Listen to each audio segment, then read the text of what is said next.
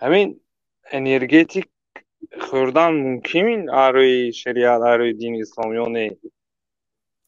بله، به این مسئله جواب داده بودیم که همانا گیریم نوار علاهیده کنید داخل برادر. صحبت های گذشته درباره انرژتیک گفتیم که الاصل فی الأطعمة الحل. اصلا طعام ها حلال است. آیا شراب هم طعام گفته میشد یا نمیشد؟ بعضی علما بله شراب های هم طعام گفته میشد، الا من لم یطعمه. کسی که طعام نچشیده است، طعم آب را نچشیده است، الله تعالی نوشیدن آب را طعام گفت. و پیامبر صلی الله علیه و سلم میگه از زمزم شفاء سقم و طعام طعم. زمزم شفای بیمار است و طعام خورنده هست. یعنی به شخص گرسنه طعام حساب میشد زمزم، حالا که زمزم آب است. و الاصل فی الاشربه كذلك الحل.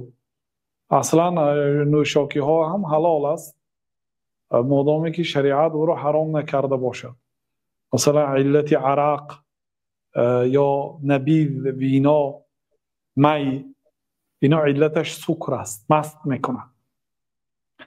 اما این نوشاکی هایی که ذکر کردید اینا مست نمیکنند.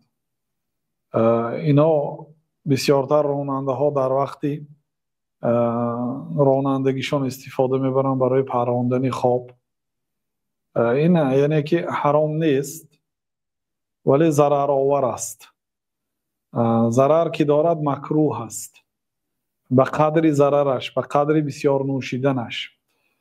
یعنی با این غذای سالم نیست، غذای ضررناک است. علل خصوص به دل و طبیب ها از نوشیدن این منع میکنه. علل خصوص آدمی که بیماری قلب دارد قطعیاً منع است.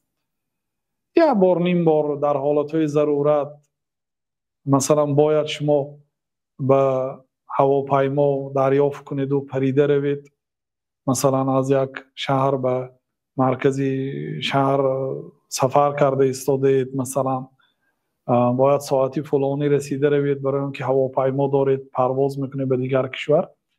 در همین حالت خوابتان میبیاد مثلا. در همین حالت های ضرورت یعنی استفاده برات باقی ندارد. دیگه کوشش کنید این خیلی چیزای ننوشید نخورید. اینا غذای سالم نیستن، غذاهای ضرر آور هستن. بله.